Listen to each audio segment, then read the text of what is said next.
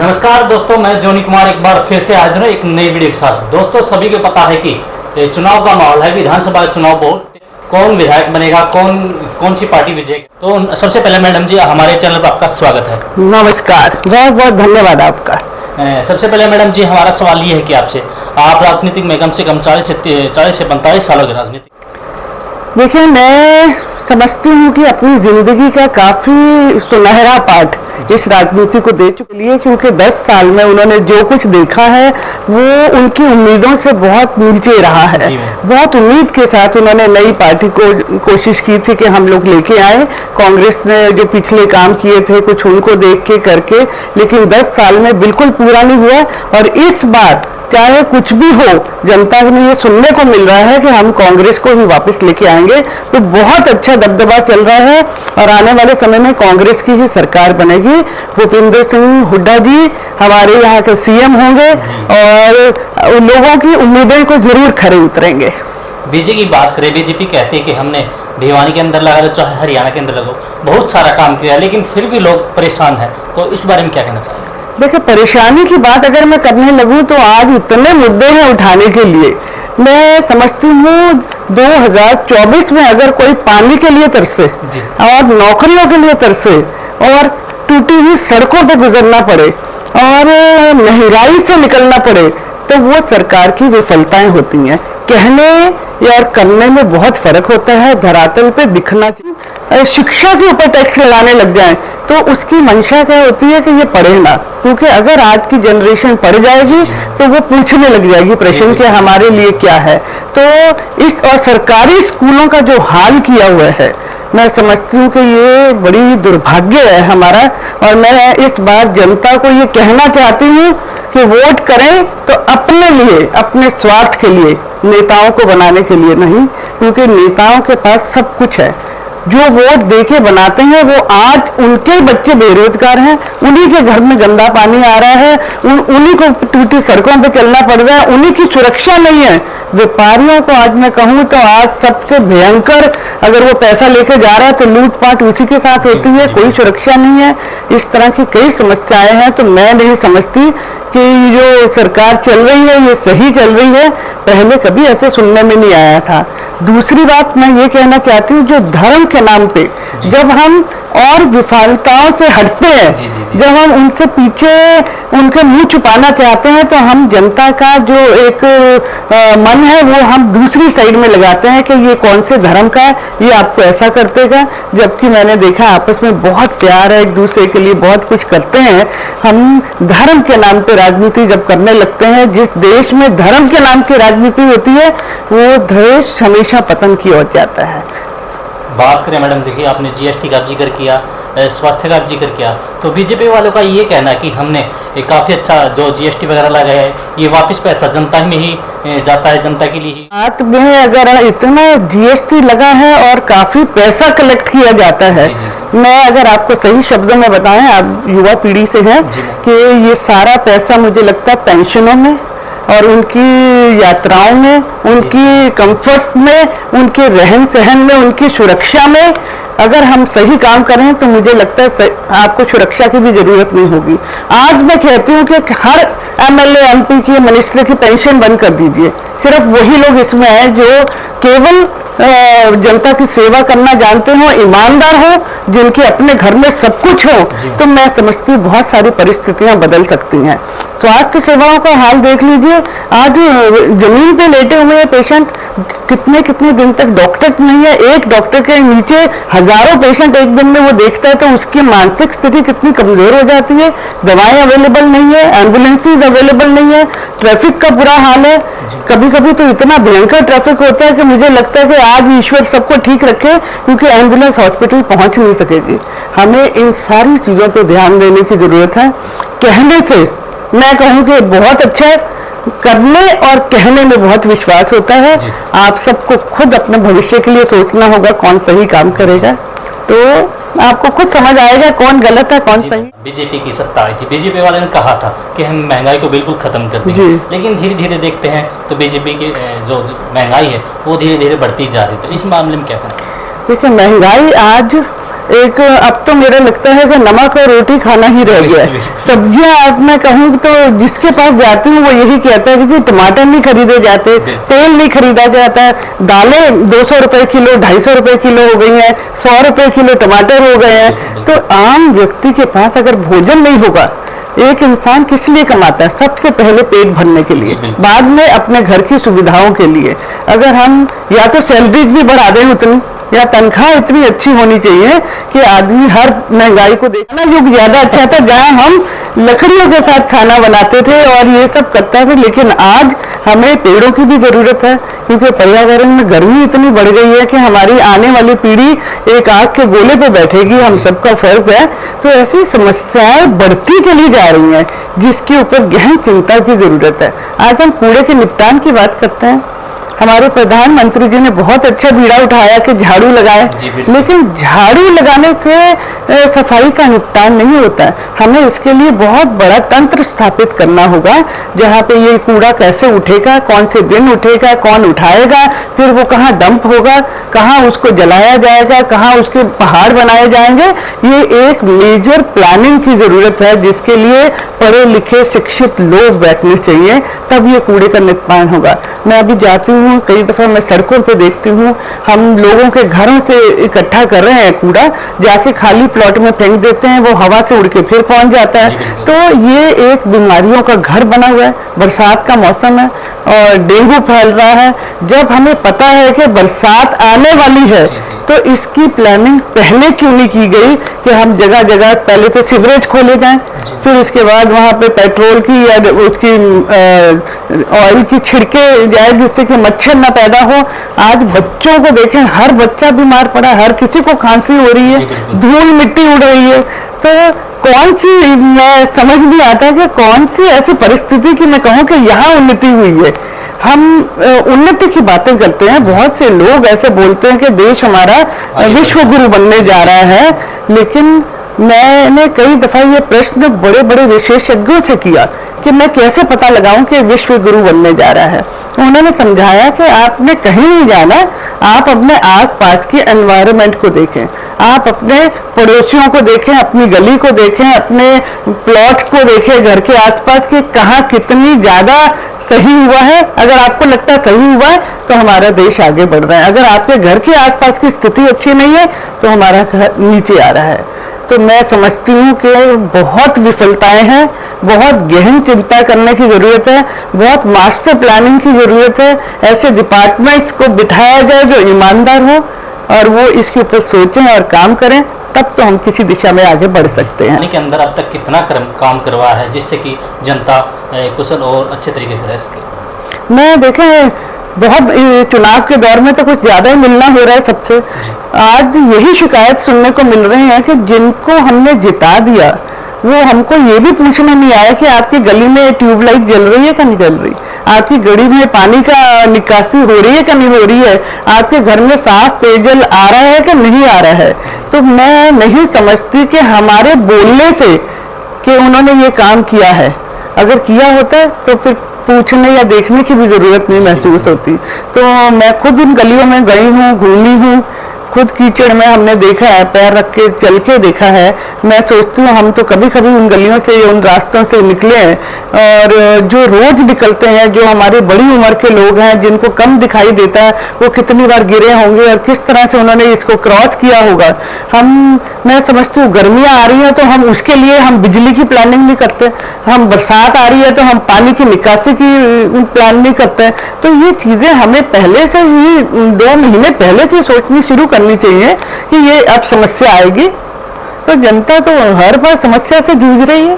कल रात भी मैं कुछ लोगों के साथ बैठी थी, वो भी यही शिकायतें करते जा रहे थे, मैम कोई काम नहीं हो रहा, कुछ नहीं हो रहा। तो मैं समझती हूँ कभी कभी जनता का भी दोष होता है। हम भावनाओं से बहके, मेरी जात का है, मेरा पड़ोसी है, मेरा क्लास फेलो है, मैं समझती हूँ ये हम अपने 5 साल किसी के पास गिरवी रख देते हैं, और इन 5 सालों में फिर वो हमारे भाग्य के साथ अच्छी तरह खेलता है, तो हमारे भविष्य के साथ। मैं आप सबको संदेश यही देती हूँ कि आने वाले समय में अपने लिए वोट करें, किसी अपनी युवा पीढ़ी के लिए वोट करें। हमने जो भारत देखा था वो कहीं बेहतर था, बिल्कुल। अब जब आप सबका समय आया है तो वो सुधारने वाला है, और ये सुधारेगा कौन?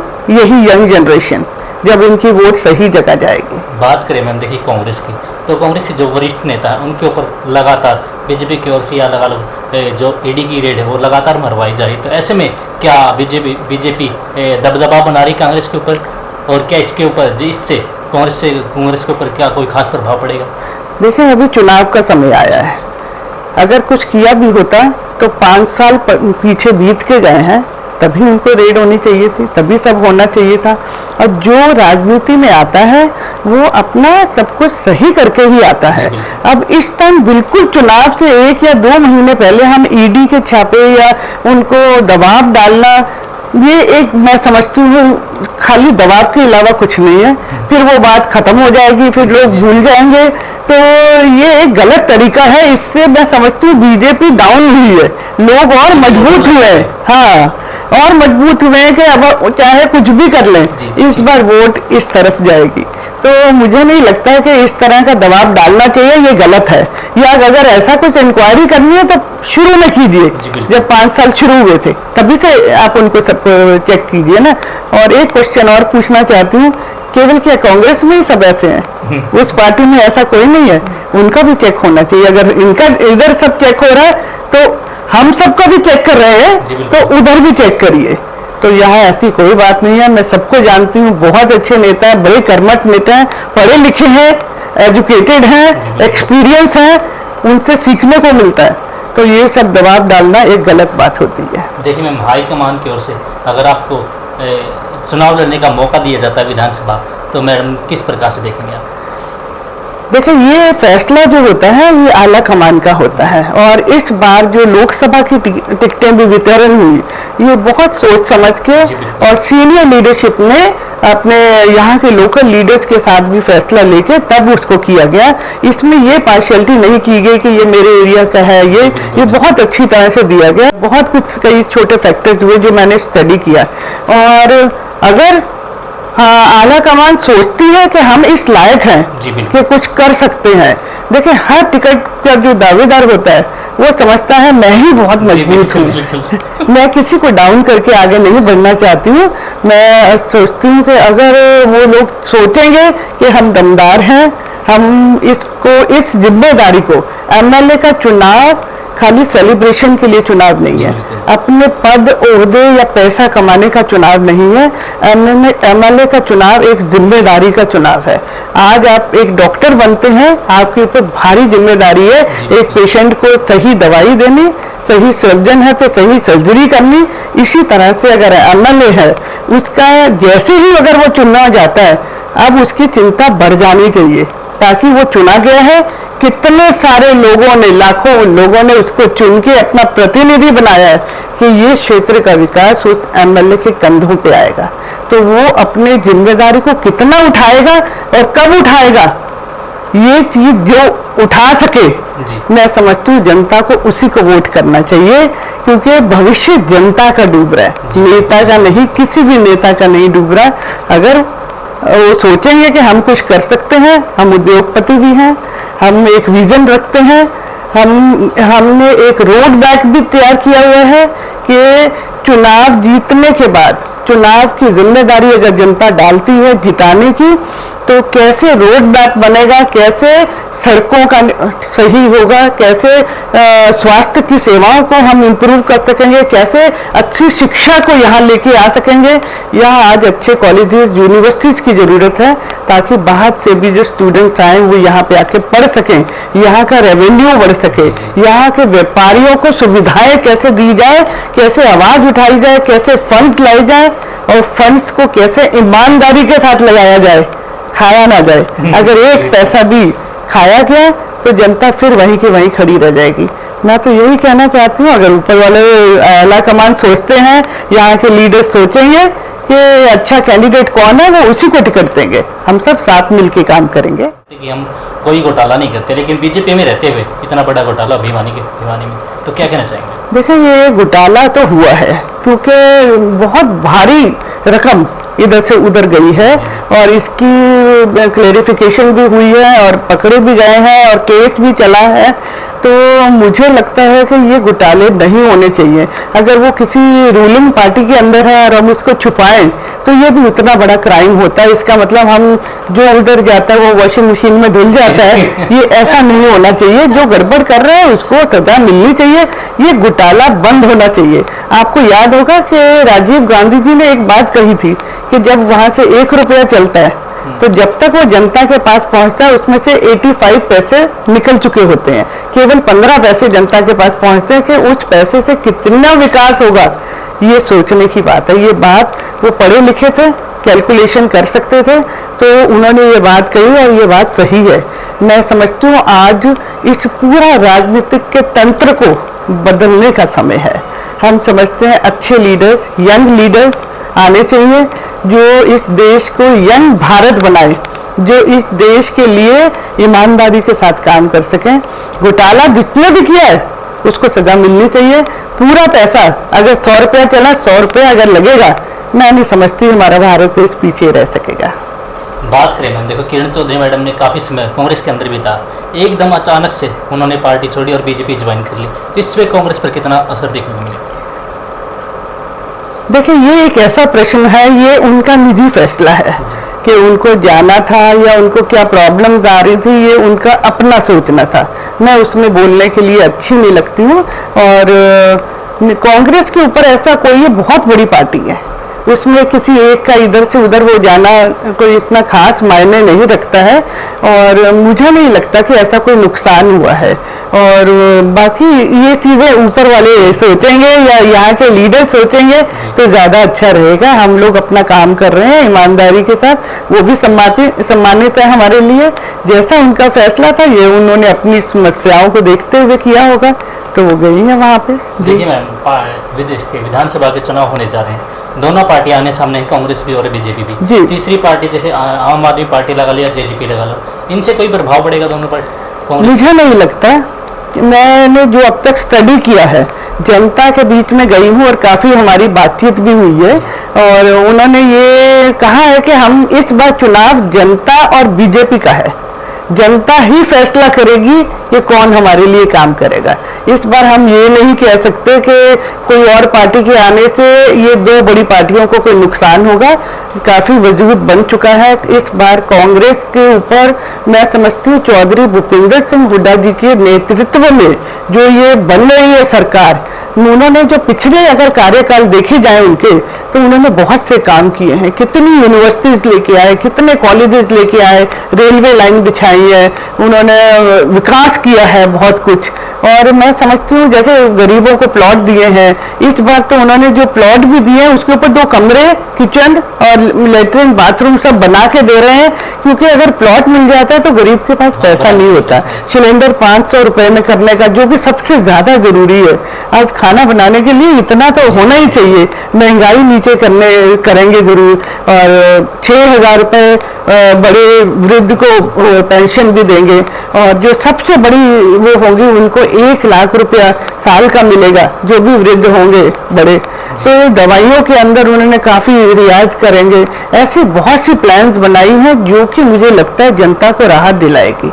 जनता का पैसा अगर सही जगह लगेगा तो कहीं ना कहीं राहत होगी। बिजली की कटौती, बिजली की दरों में कटौती होगी, कितने यूनिट फ्री दिया जाएगा, इससे जनता को पैसा बचेगा। तो मैं समझती हूँ इस बार कोई सी भी पार्टी दूसरी आए, जनता का मन कांग्रेस की तरफ है और चौधरी भूपिंदर सिंह हुड्डा जी के कार्यकाल को देखते हुए उनकी जो पॉलिसीज बनी है, मैं समझती हूँ कि वो बहुत सफल होंगे।